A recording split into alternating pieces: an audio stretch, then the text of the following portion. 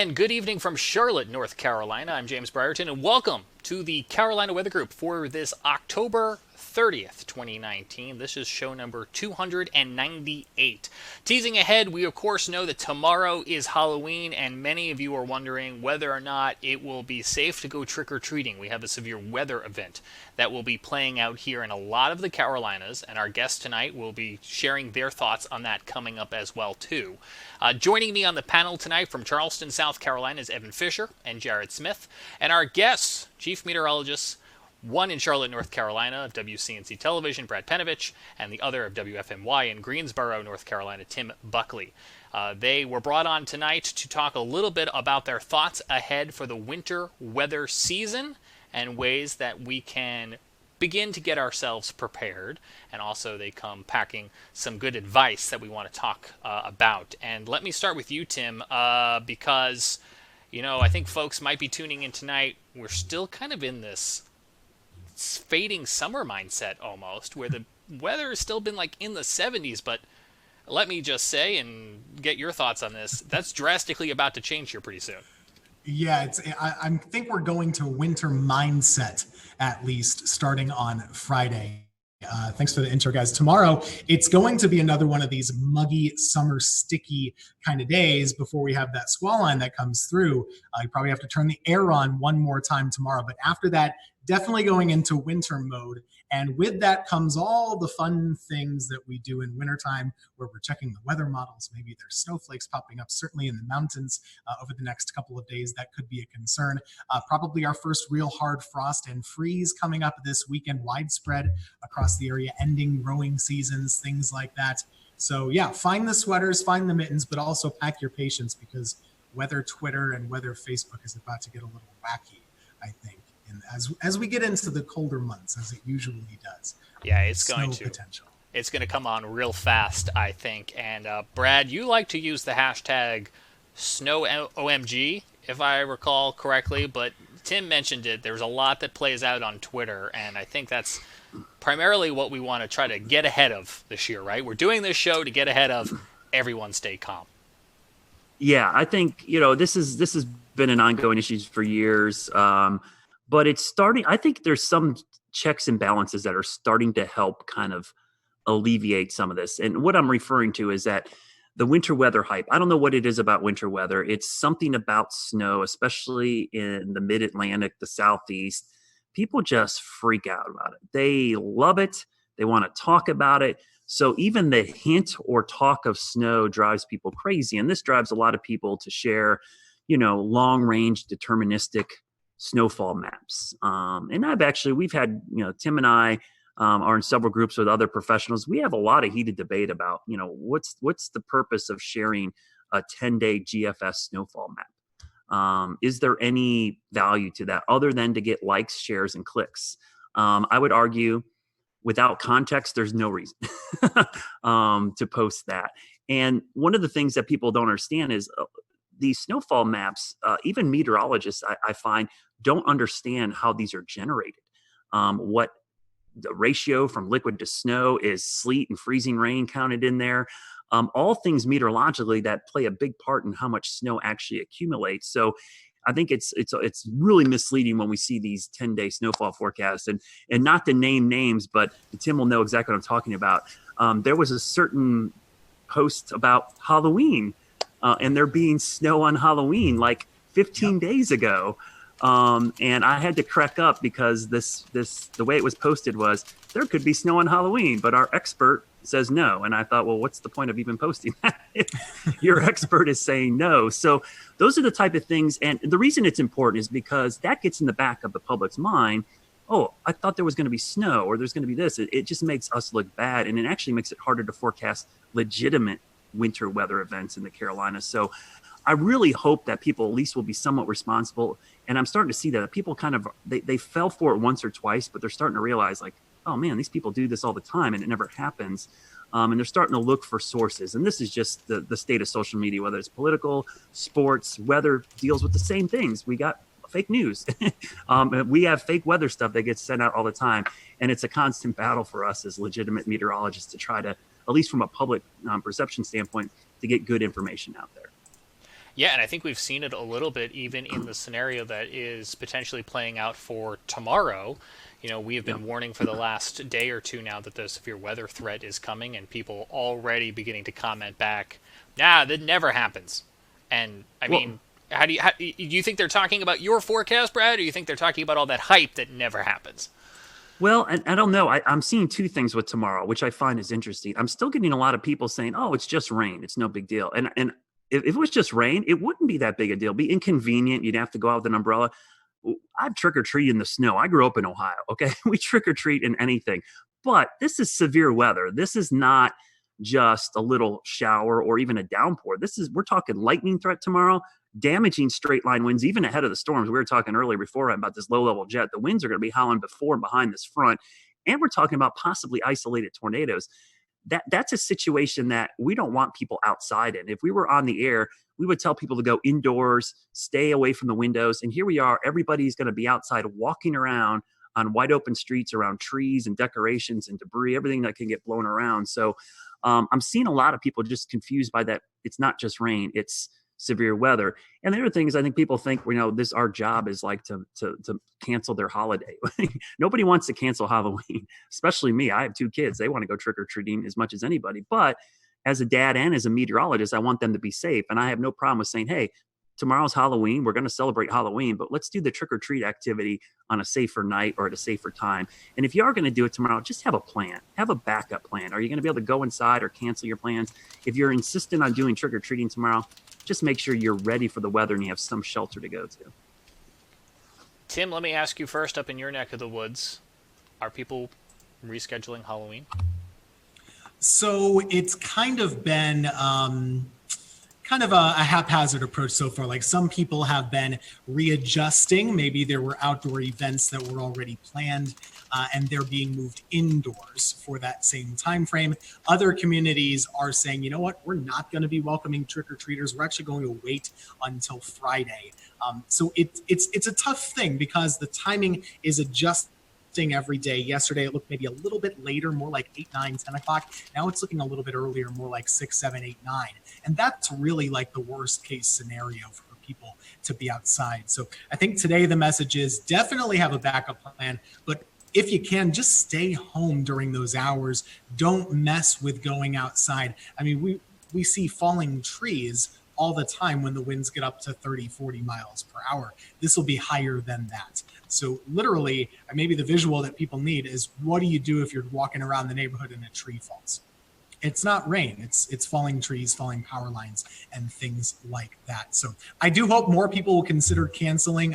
I've kind of put my opinion out there today. I was hesitant to do it yesterday, but I think at this point, it's probably just not the best idea. And like Brad was saying, you can do it another time. And hopefully there will be more people to kind of provide those opportunities that say, come over here. We'll have our neighborhood open on Friday or on Saturday or whatever the day might be. We'll come back around to winter weather in a moment, but while we're on this train of thought for tomorrow's severe weather event, Brad, before the show you were talking about here in Charlotte, folks are trying to possibly reschedule Halloween, but the city of Charlotte, in this case, doesn't really have any jurisdiction here, right? So it's really kind of left up to those individual neighborhoods.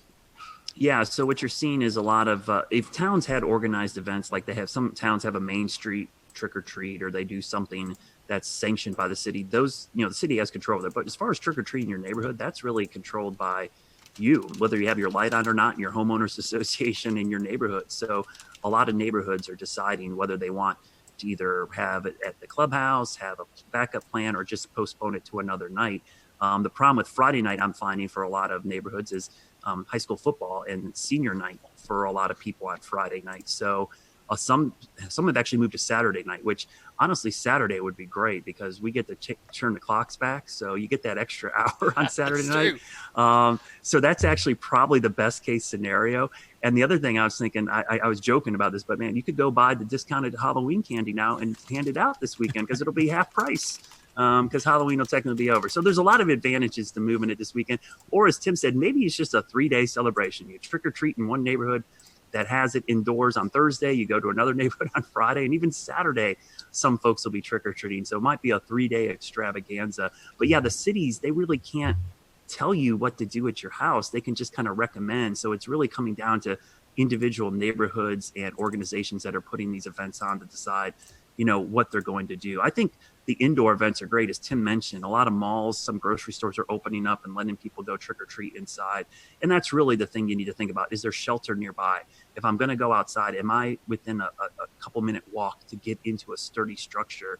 And if you are having trick or treating, you might have to have some neighbors come into your house if a storm starts brewing and you got to invite them in for shelter, because that might be the closest place they can go. If, let's say, we get a severe thunderstorm warning, or let's hope not, a tornado warning at some point tomorrow.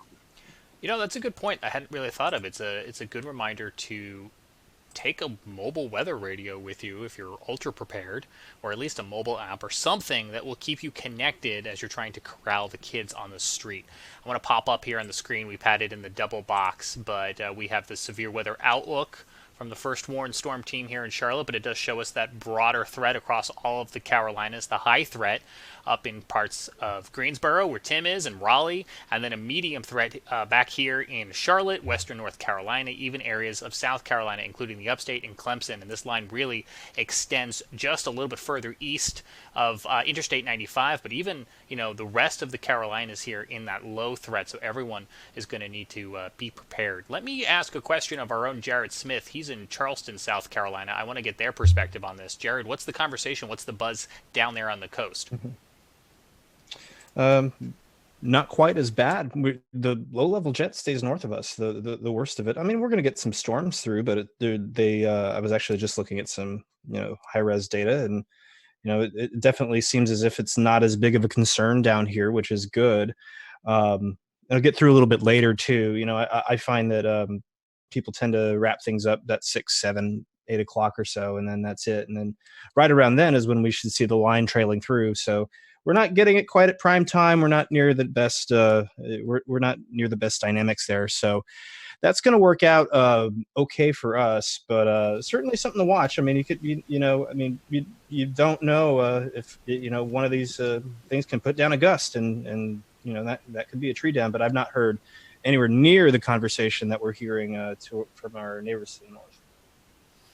Well, at least that's some good news, but I think it's still going to be a very interesting few hours here in North Carolina, and again, parts of South Carolina too. I want to take the Futurecast that Brad had tweeted out a little while ago and make that full screen as well too, and really show people that are watching our show tonight online what this looks like tomorrow as it plays out. Brad, matter of fact, why don't you talk over this and give us your thoughts, since this is your Futurecast?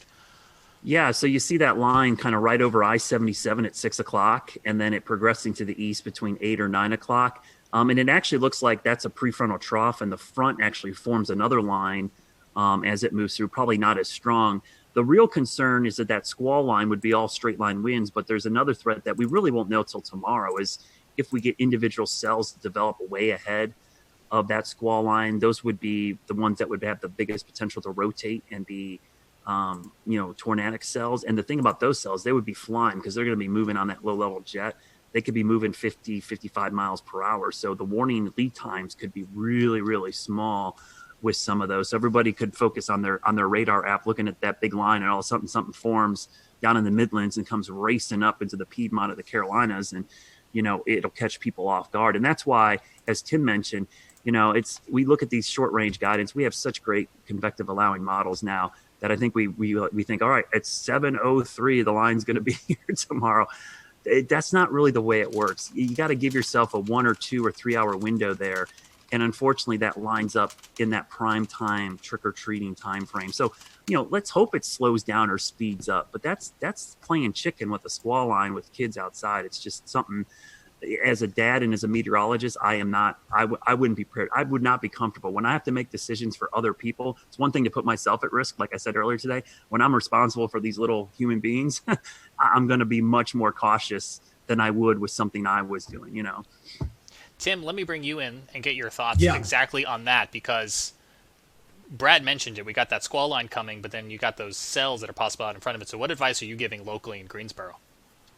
I mean, basically, just like what Brad was saying, we've been preaching just to make sure you have a plan wherever you're going, whatever you might be doing. If you can, stay home. But if you are going out, make sure to have that plan because these things will be moving so quickly outside. So just the basic things we talk about with severe weather. The thing that's striking to me, too, obviously, we're hyper focused on our cities that we live in and our local markets. This is a widespread area. This is not a Carolinas situation. This is an East Coast situation. You can follow that level 3 severe weather risk from South Carolina, I guess from my area in North Carolina, all the way up to southern Pennsylvania. So this is all the way up into the capital region. DC's impacted, Richmond's impacted, Charlottesville. You go all the way up near Harrisburg, PA. That's a lot of folks, man. It's going to be a big, wide-ranging cold front. And we haven't really talked about this. This is more cosmetic and not as dangerous, really. But this is a real deal front. I mean, behind it, you're going to get a 40-degree temperature drop. We could be 78, 80 degrees tomorrow, and I'm forecasting about 38, 39 Friday morning. That's a lot, guys. And that's going to be a big shock to the system once we get past that. And then we'll be into, as we said, winter mode. Yeah, winter really is coming. Let me bring in another panelist of ours, Evan Fishers in Charleston, South Carolina. Evan, what's on your mind tonight? Well, storm-wise, looking at Western North Carolina and Asheville, where I get to call home most of the year, we're typically looking at the same things as Charlotte and Greensboro, maybe a slightly earlier timeline, 4 to 6, 8 p.m. But again, once again, you don't want to be outside in that. And even after those storms pass through, we're going to have some very high winds. And like Tim was just saying, a lot of those cold temperatures starting to just rush into the mountains and then subsequently into the foothills in Piedmont. So just not exactly an ideal night for trick-or-treating. Yeah, Evan, I'm curious, are you guys worried about flash freeze up there in the mountains? I would definitely say so. Yeah, I was just looking at NWS GSP's page, and they were highlighting they have this new experimental thing with an extreme risk of flash freeze over definitely the high country, and even for the next 3 to 4 nights, even down into the valleys, getting down below freezing. But especially Thursday night going into early Friday morning, it's going to get real cold, and we probably won't see that frost happening until Saturday morning just because of the winds that we're going to have Thursday night. But yeah, it's definitely coming, and it won't be the first freeze, but it'll be the first one that feels like winter because we'll have wind chills down into the teens.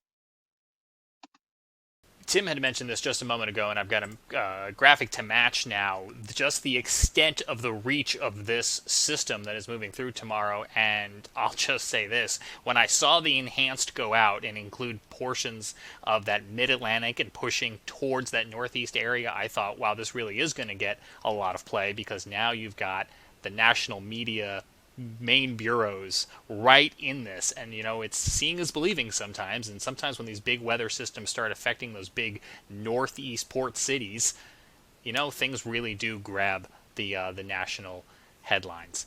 So you have that up here on your screen as well, too. We're also going to be cycling on the side of our screen, for those of you joining the Carolina Weather Group this week on Facebook, Twitch, Periscope, and YouTube, some tornado tips, what you should do tomorrow when you're out and about if a tornado warning is issued. Of course, these are geared towards being in your house and getting to that centermost location, lowest level, as many walls between you and the outside as possible, and away from windows. But Brad, you said it yourself that folks may be out on the street and having to react fairly quickly.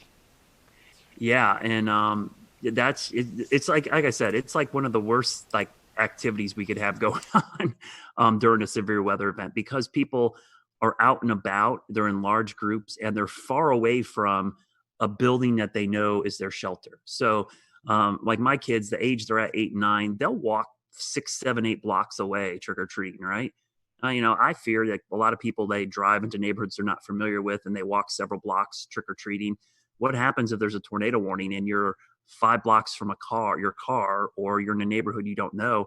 Where would you go? I mean, that's what, Tim and I are really harping this plan, have a plan. Where are you going to go if there's a tornado warning all of a sudden while you're out trick-or-treating, or, a severe thunderstorm warning that brings down a tree or a power line? And that's the concern, because there's a lot of stuff, in my neighborhood, there's all kinds of decorations. That's all debris. I just look at it as potential debris when the winds pick up, tree branches flying around, and, kids in their costumes aren't the most, nimble when you've got a whole get up on and you've got to move quickly. somewhere. So it's just the logistics of getting people to shelter in that situation is not great. So if you are going to go trick-or-treating tomorrow, hopefully the timing works out. Let's hope the system either picks up a ton of speed or slows way down, and it doesn't happen during that prime time trick-or-treating. But if you are, I think you've got to have a way to get warnings, and you have to have a plan. Talk to your kids ahead of time. Hey, if we see lightning or hear thunder, or the wind starts picking up, here's what we're going to do. And don't make that plan on the fly, because no one will know what to do. You got to do it tonight or early tomorrow before they head out there, and just have a plan ahead of time. And if you can, move it. That's the thing. It's like common sense. If you have the ability to change plans, why not do it? I mean, I just don't, it seems like an easy call to me to say, hey, if we can do it Friday night or Saturday night, and, the kids have an extra day of fun, what's the harm in that? There really is nothing wrong with that. That reminds me a little bit of after Hurricane Sandy, a little bit different of a scenario, but a lot of folks in the New York metro area did. They moved Halloween, and that was a situation where a lot of the jurisdictions came out and said, curfew, no trick-or-treating tonight. Tim, I want to ask you a nerdy science question, but we have a lot of rain that's moving through the Carolinas, at least here in Charlotte tonight. Sure. And sometimes when people watch this show or might watch you on TV, they'll hear you say, well, the rain is kind of stabilizing the atmosphere. It's calming things down. So what's happening between now and tomorrow afternoon that's going to reverse that? Yeah, sure. And that's usually the right reaction, right? Like if you have the clouds, you have the rain, you're not able to get as much solar heating of the earth. You're not getting as much sunlight beating down, which causes rising air at the surface, which causes upward motion, which is what you need to really create thunderstorms in the first place. Well, in a sense, it doesn't really matter what's happening now. What's happening now is we're having a warm front kind of move northward over the area. It still hasn't really felt the soupy, sticky, humid feel that we're going to have tomorrow. So we're having a new air mass come in from the southeast, really from the Gulf area. For tomorrow, that warm front passing north of us is creating the rain that we're seeing now. There'll be a big lull in that rain tomorrow. I think a lot of people have been looking at their iPhone weather app, which for some reason has had like showers and thunderstorms basically all day tomorrow. I don't know where it's getting that from. I think most of tomorrow will be pretty dry, maybe a stray shower in the morning, but you'll have a period of not much going on with just winds and mostly cloudy skies. I'm hoping they're mostly cloudy, but there's potential we could get some breaks in the clouds also. And if you get that to happen, that sunshine breaking out, that's where you're going to add a little bit of an extra heat to the atmosphere, to the earth. That could add a little bit of more upward motion, and that's where you get in bigger trouble, possibly creating some of those discrete cells that Brad was talking about earlier. We don't want that to happen. You don't want cells to form ahead of the line, because anything that's trying to spin, it's easier to do it when it's by itself. It's harder to spin when you're in a big line uniformly moving across the state. So we certainly hope that the line is a line and it's not preceded by these smaller individual thunderstorms. So tomorrow, root for the clouds, maybe root for some showers if you're lucky, but I think it's mostly cloudy and dry much of the day tomorrow before that big line gets here. And to add on to that, as I'm apparently sitting without an activated camera on, sun in this scenario is bad tomorrow, so don't be misled that if you look out tomorrow and it's sunny outside, you think, oh, it's safe to go out. We do still have some storms moving in. One last question about the storms before we bring things full circle and talk a little bit more about the inevitable arrival of winter. Brad, we've had quite the drought situation here in the Carolinas, in Charlotte. Is there any something to consider when it comes to maybe the health of those trees because of the drought and the winds we're going to get tomorrow? Yeah, that's an interesting point. I mean, the good news about the trees, it was a flash drought. So I think the trees are actually in a better state than they would be if it was a long-term drought that started like early summer or in the spring. This was a flash drought, and the trees lost their leaves pretty quickly. They browned out, or they went dormant really quickly. So I don't think that's going to be as big an issue. I think probably a bigger issue might be the rain that we're getting today, saturating the soil and maybe loosening up some of these trees. But anyone who's lived here any length of time knows it does not take much to bring trees down around here. I mean, we have a running joke in our newsroom. If the wind blows, we know what neighborhood to go to immediately that a tree has fallen down, just because we have such spectacular trees in the Carolinas that it takes very little to bring them down. And this time of year, You do get some dead branches to come down. The one thing that'll be interesting is the leaves, because we had such a late start to the leaves changing. I do think a lot of trees have much more leaf foliage than they normally would at this point in the year. And you got to think that gives more surface area for the wind to grab the tree and put pressure on it. So I'll be curious to see what type of impact that has. And I just say that because every year that we have trick-or-treating, I always feel like I have to rake my front yard so the kids don't walk through the piles of leaves. And this year I don't have any leaves yet because my leaves are still green. They haven't really started to change color here. So that's something that I would take into consideration for tomorrow, that the trees are much more full of leaves than they normally are. And that means more surface area for the wind to push on. I'm going to send things down to Charleston. Jared Smith, bring us full circle. Winter is coming. Yes, winter is indeed coming. It will get here eventually. So, Tim, I've seen this circulated around. I actually quite like it. Tell us a little bit about the rules for consuming winter weather information and winter weather in general in your neck of the Carolinas. Oh gosh, so I call these Tim Snow rules. They could also be called Tim is grumpy when winter happens, and these are things to avoid to keep you less grumpy.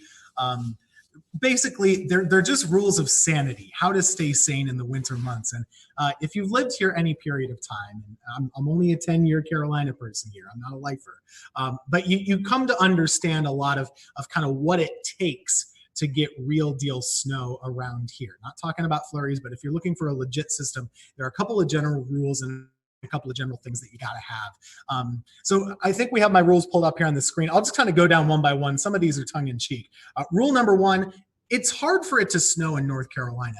And obviously we get snow every year. We do to some degree. Last year it was only once for me in Greensboro. But it's still hard for it to snow. And what I mean by that is you need a couple of different ingredients to come together at the same time. You need a lot of moisture, number one. In the wintertime, where does moisture usually come from? It usually comes from the south. Well, we already live in the south. And when you get moisture coming in from the south, it's usually warm also. So you also need cold air to meet up with that moisture, and they're usually two competing forces, which is why we get far more cold rain in the wintertime than we do snow. You basically need a perfect setup to funnel in cold air on the ground, at the same time getting moisture aloft that's still below freezing so you don't get sleet, not ice. It's complicated. That's rule number one. It's hard for it to snow in North Carolina. Rule number two, at least for my area and most areas too, the cold air almost always has to be here first. And what I mean by that, you're not going to have a rainmaker where it's 50 degrees and then it gets down to 28 degrees and it instantly changes over to the most beautiful fluffy snow you've ever seen. That's a fool's errand. And we see that in the computer models every year, especially you look at the GFS output, and it'll be a big cold front like we're seeing tomorrow. It'll look nice and green, and then all of a sudden it changes to blue on the backside. Unless you have like a crazy jet on the backside of that thing, it's not going to happen. So you need that cold air to be here first, and it's probably going to be a mostly snow event.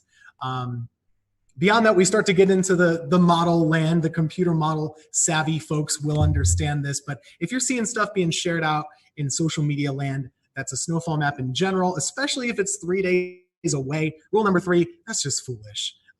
Please consider the source. I'm not going to show a snow map like that hardly ever. I don't think Brad would either. Most degreed meteorologists and folks that are responsible are going to do a little bit more work than that for you. It's usually hype. Number four, sleet can ruin everything if you like snow. A little tiny bit of sleet can turn a 6-inch snowfall forecast into 1.5 inches, just like that. And sleet is very, very difficult to pinpoint because it's a narrow layer of warmer than freezing air somewhere between the cloud and the ground. And it's very difficult, and it's usually under forecast here, not over forecast. So there's always that sleet factor that kind of can ruin things if you're a snow lover, I should say. Rule number five is just don't freak out. People tend to freak out. Don't freak out. We get snow every year. We know what to do. It is exciting. It can be fun. It can be a pain, but just try not to freak out. It's okay. Quickly down the rest of the list here. If it's going viral on Facebook, there's a really good chance it's hype. I can post some silly things that get shared 1 million times. I can post a detailed, well thought out snowfall forecast. It doesn't get shared as much. It's just the way Facebook works. Keep that in mind. The computer models put out more snowstorms than we actually get. That's rule number 7. The computer models probably forecast 50 inches of snow each year for Greensboro. We average about 9. So just keep that in mind. And again, 50 miles can be the difference between something good or something that's nothing. Rule number 9, this is just for me. If I'm actually talking about snow, there's a pretty good chance we're actually going to get it. I hate talking about snow when it's a bad chance because people get real excited.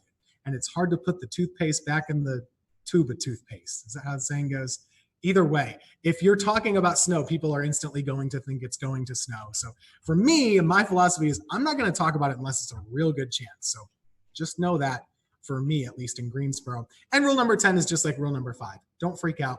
We'll be fine. You know what to do. Listen to the folks that are giving you the good information, and we'll hold your hand and get you ready and hopefully get you at least 1 or 2 good snows, maybe more this winter.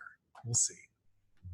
No, Tim, that's great. And, and so much of that, for those of us who are down here along the coast, I mean, a lot of those rules are very much the same. You have to have the resident cold air. You have to have, for us, we need to have a coastal storm. It's really the only way it's going to happen. One of the rules that I would say, if I were adapting your rules to the coast, is if you have cold air chasing moisture, forget it. You might see a flake if you're lucky. We need to have a coastal storm. That's what got us that great snow in 2018. That's what got us that great snow in 1989 here in Charleston. So yeah, there's really just a whole lot of truth to that. And the beauty of it is that a lot of that can be compared.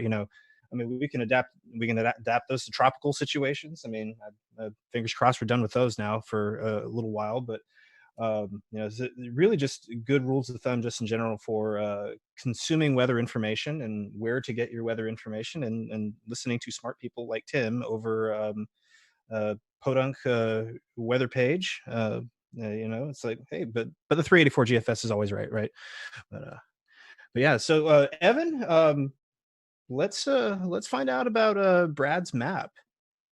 Real quick, Jared, you're making me question why I moved to a city where there's only been 2 worthy, notable snow events in the last 30 years.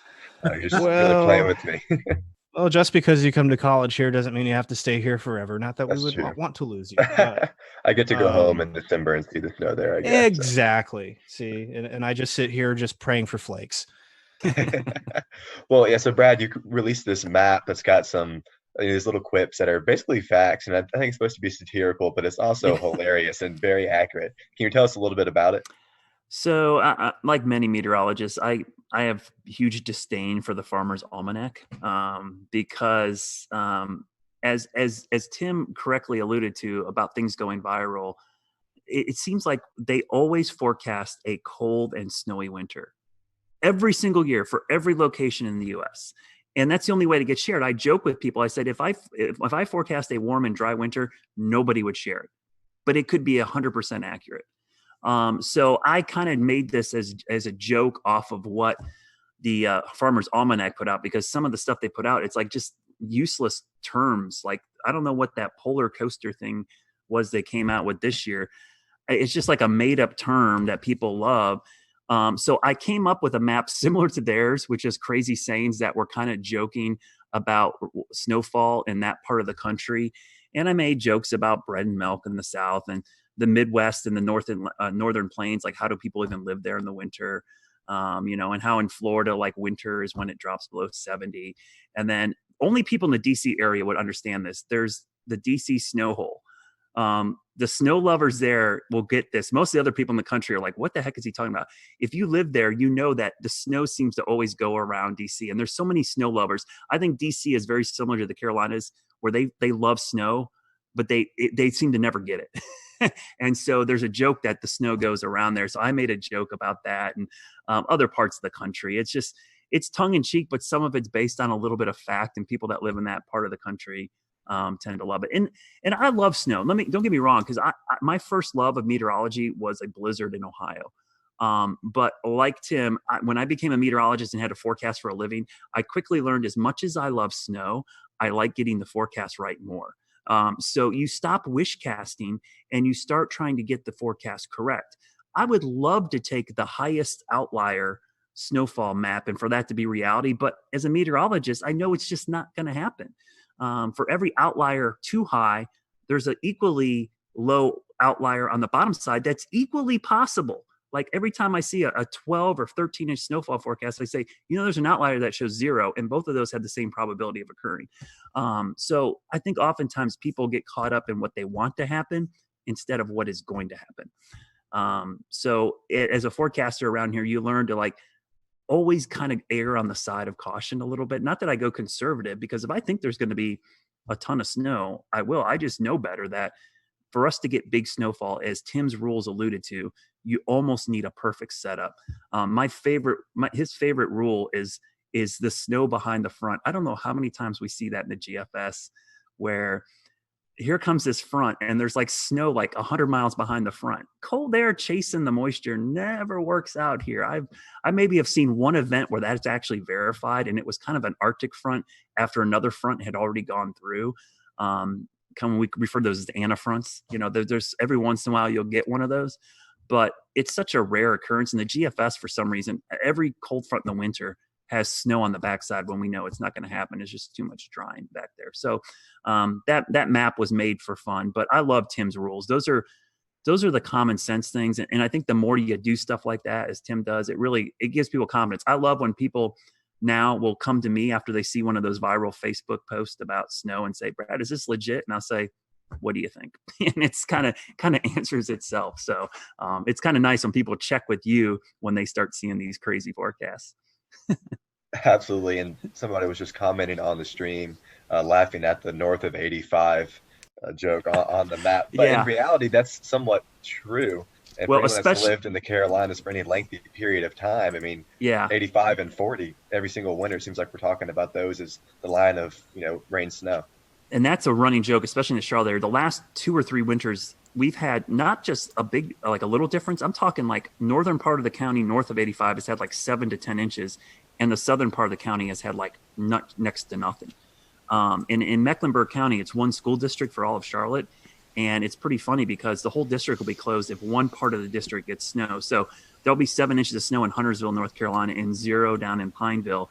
And the whole district will be closed. And the people on the south side are like, why is school closed? And they don't realize the buses have to go through the whole county. If they can't get to the northern part of the county, they're not going anywhere. So that 85 thing is kind of a running joke, but I would say a lot of the time it kind of just bears out, because that's kind of the demarcation of just where the cold air damming is a little deeper versus where it's a little more shallow. And I can vouch for that as somebody who lives in southern Mecklenburg. You step outside, you're like, it's 65 degrees and sunny, and there's no school. I don't understand what's going on here.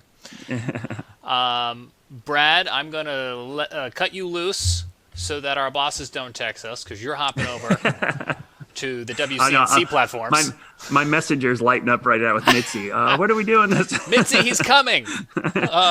Thank you, Brad. And Tim, I know you have a few more minutes with us, and then you're going to be cutting loose too. So let me shift gears a little bit and move into kind of just the lighter conversational roundtable at the end of our show. Sure. How was fall up in Greensboro? Did you guys actually get any colors, or did it kind of just not happen? I think the jury is still out a little bit on our fall color. Things are looking pretty nice right now. I'm encouraged that the trees are changing. They're not all going brown or anything like that. It does seem like, and there must be a reason for this. I'm not sure of it. It sometimes seems like the best color are these trees planted in like the parking lots at Harris Teeter. I don't know why that is, but it seems like sometimes the shopping centers have the best colored trees. I don't know if it's the type of trees or what. I have a hypothesis that just occurred to me. And for anyone watching at home, it has 0 scientific backing. But I recently started to read a little bit about like how trees behave and the soil and all that. I wonder if it's runoff from the road. I wonder if it's like could be oil pollution. I don't know. There's no scientific weight there. I'm just thinking aloud. A lot of it has to do with the type of tree there too. Oftentimes you see maples in the Walmarts in those parking lots, and those are typically very vibrant. My only background here is that we're looking to buy a house, and it has huge pine trees in the backyard, and I learned that their roots like excrete some sort of acid or something that messes up growing almost anything else. So all of a sudden now my mind's like, oh, I guess there's like a soil science here. So maybe that's a show for another time. I do want to pop up. I had the opportunity this weekend to go up to the mountains. We went up to Blowing Rock. We started to see some of those peak colors there. This is right off the Blue Ridge just outside of Blowing Rock. This was pretty much the one moment in our entire trip, after driving all the way up from Charlotte and then all the way back down the same day, that we weren't just completely socked in by fog. This was last Saturday, right before that other front came on through. It was still a very nice time, and we got to see some colors, but it was, in fact, very rainy, very foggy at times. Here's a live look at Blowing Rock right now as we pull up the Resort Cams camera, and once again, of course, it is foggy there in Blowing Rock, which the locals were telling me is, and maybe Evan can back this up, it's pretty regular, right? That it kind of, where it sits, gets pretty foggy in there, Evan? Oh, absolutely. And we were talking before the show that I was lucky enough to be in Asheville a couple weekends ago, and most of the weekend it just rained and it was cold. And truthfully, it was super nice because it felt like home, because it is always foggy and it is always cold and rainy in the winter, at least so it seems. I know that's not how it always is. But yeah, especially Blowing Rock and those elevations up at 3,000 feet, they get a lot of fog. I will say, when I was there Saturday night, they were doing Halloween on Saturday night. So there could be some areas, like them, who they've had their Halloween. So that might have been, good planning ahead of time, I'm sure. It seemed like a lot of places did that the Saturday before, and that was not something that I was familiar with. I never remember as a kid going someplace the Saturday before. There's this big movement now, not a real movement, it's like a Facebook movement, but there's a movement to change Halloween to no longer be October 31st, for it to be the last Saturday of October. And it's purely a convenience thing. People want it to be convenient and all of that. But I'm the old grumpy type that's like, why are you moving this stuff around? I don't know. It seems silly to me. But there is a movement. We actually talked about it on our news like yesterday. People would like it to be more convenient. So there are two things that make you grumpy: when people try to move holidays and when it's when it snows. I mean, you said it before, and I put it in the lower third. Tim is grumpy when winter happens. There are many more things than that make me grumpy. That's just the tip of the iceberg, I think. Evan, you had a thought here, I think? Yeah, absolutely. So it's just kind of circling back to something I said earlier in the show, talking about the front that's going to be coming through tomorrow night and then the cold temperatures. I was looking more at the wind chills after I said that, and it's really looking quite cold for areas such as Boone. By Friday morning, that could feel like the single digits, which is more typical for January, but I mean, it does happen oftentimes in the fall. Asheville down even towards 15 degrees, mid-teens. It's going to be frigid, and as we kind of alluded to earlier, maybe a few flurries in the high elevations. I did see, App State's playing tomorrow night at, I think, 8 o'clock. So that game's going to be very windy, and maybe towards the tail end, those temperatures will get cold enough for a flurry, although I kind of doubt that. But especially above 5,000 feet, some locations, maybe Roan Mountain, Clingman Stone, Mount Mitchell, Grandfather Mountain, could even see maybe a slight dusting. So this could be, I think it is, the first northwest flow of the year when I can actually say snow and feel like I'm not being all dirty about it. You're not committing weather hype? Exactly. I'm going to pop up on the screen now. You guys were just talking about the cold air that's coming, and this is a look right now at this hour at current temperatures across the continental U.S. You can still see, if you're watching us online, if you're listening to our podcast, let me paint you a picture. We've got yellow and reds across the southeast, right? So that's temperatures this afternoon in the 70s, maybe pushing 80s, but then we've got this wall of deeper blues, the 30s and the 40s coming down from the plains, and it is just pushing to the south and east. And I think that's what Tim was talking about before, that there's, big changes in the forecast ahead, and this isn't just a Carolina event. It's something that's playing out across the good portion of the eastern U.S. Jared, you were just messaging behind the scenes here that you had some thoughts as well about what the coast could be seeing, because you guys too might get some of this cold air. Yeah, we have a high risk of UGG boots coming into play later this weekend. Pretty legit sweater weather. We had a little taste of it a couple weeks ago, but this looks like it's going to have some staying power, which is quite a relief for the people who are looking for fall. We still have green everywhere. I mean, it's as if nothing has happened. I have one tree that apparently works on the calendar, and he's like, okay, I'm done. And he just shed all his leaves, but that's about it. But this is quite a chilly air mass spreading across the area. And Evan, we have a very interesting cold record. Not here in the Carolinas, thank goodness, but over in Utah. Yeah, absolutely. So I think it was yesterday morning I woke up and Peter Sinks, Utah, if I'm saying that correctly, had set a new preliminary cold record for the lower 48 of something like minus 34, 35 degrees. And then woke up this morning and the temperature had fallen to minus 45.5 degrees Fahrenheit, which blows me away. I mean, the meteorology behind that must be fascinating. It's definitely above my level of education. But that is Alaska level cold in late October in Utah. I just thought that was a really fascinating little bit of weather news. I appreciate you. That's not nice. No, that is cold. I like you said, Alaska level cold. I think Denver was dropping maybe to like 2 below or something this week also. I don't know if that's today, tomorrow, whatever, but that's real deal stuff. And getting snow as far south as like Amarillo, Texas and Oklahoma and these areas, it happens out there. The Plains seems like a terrible place to live to me because they get everything. The extreme on the cold, the extreme on the hot, they really do get it all. But even still, that's a bit early for them. So kind of fascinating to watch from the cheap seats over here on the East Coast.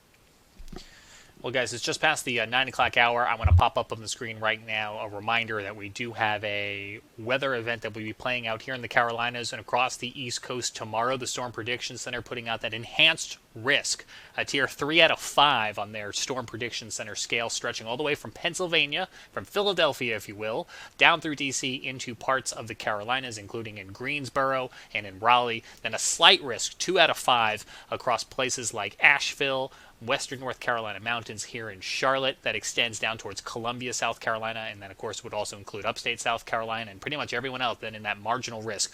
All forms of severe weather are in play tomorrow, so we're talking about, of course, heavy rains, maybe some localized flooding, but also we got to watch for winds that could bring down branches or trees as you're out trick-or-treating, and, of course, an isolated threat then for things like hail or tornadoes. So I know Tim will be at work there at WFMY in Greensboro. He'll be on the air to keep you safe and informed. Brad and the team at WCNC or wherever you are across the Carolinas. If you are going to venture out tomorrow, please be weather aware, weather safe, and be informed as you're out and about, because as you can see here in the future cast, we're going to have this line coming on through pretty much at the worst possible time in those early evening hours after kids get home, after you get home from work, as you might want to be taking those kids out for trick-or-treating. We're going to be watching this very carefully, and hopefully it doesn't become any sort of big weather news or anything we remember for a long time, because we're going to have a lot of people out in the streets, and hopefully everyone stays safe tomorrow. We have one other piece of business to get to, but before I hop over to that, I want to thank Tim again for his time, and we have Everett and Jared joining us on our panel from Charleston tonight.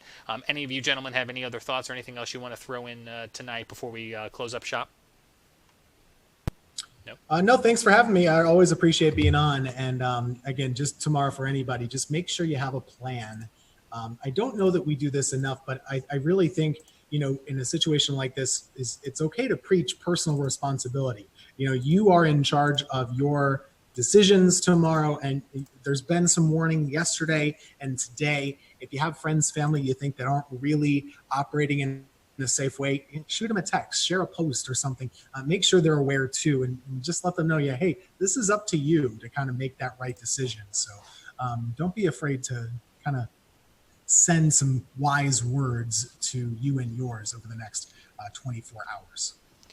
Yes, Tim, I think you're absolutely correct, and those are some good words to end on. I appreciate you joining us as well, and Brad Panovich, who was with us a little bit earlier. As we wrap up tonight, we want to let you know about a little personal news here at the Carolina Weather Group. You may have noticed that Scotty Powell is not on with us tonight on this 298th episode of the Carolina Weather Group, and it is very unlike Scotty to miss a show. It happens very rarely, and it's for a very serious reason. His mother suffered a stroke this past weekend and is still hospitalized. We spoke to him a little bit earlier, and he wanted us to share this with you because he's asking, most importantly, for all of you at home for your thoughts and your prayers as they go through this very difficult time. They are here in Charlotte receiving some of the best care possible, and we will continue to keep in touch with him and keep you updated at home too. So again, he's asking everyone to keep them in their thoughts and their prayers, and there is, as you often do, unfortunately see in situations like this, an online fundraiser that is taking part to help the family with medical costs or even the cost of lodging and food. As you know, he lives up in Morganton and they are here in Charlotte, so they have some distance between their home and the hospital here in Charlotte. We will be posting that link on our website, carolinaweathergroup.com, after tonight's show. Give us a few minutes, we'll get that link up for anyone who's watching live, and if you're listening to our podcast, you'll be able to find that as well too. We wish her and the entire family absolutely the best. We'll be keeping them in our thoughts and prayers. And to all of you at home, Scotty wanted you to know that he feels very close to all of you at home, that this is a relationship that he keeps with you all here on the air, and so he wanted to share that with you in name of transparency and communication. And so we will continue to provide you updates as that becomes available. So on behalf of Scotty and the entire Carolina Weather Group, I'm James Brierton here in Charlotte. We hope you have a safe and happy Halloween tomorrow. Stay weather aware. We will have our live stream on throughout the day, monitoring the conditions and the real-time alerts. They'll be streaming for you on our Facebook, our Twitch, our YouTube, and Periscope, along with some of the best of the Carolina Weather Group, which I'm pretty sure would have to include tips and clips from Tim and Brad. So you'll see plenty of their faces scrolling through here tomorrow. And again, we'll be back next week, same time, 8:15 p.m. Eastern Time, with an all-new edition of the Carolina Weather Group. Good night.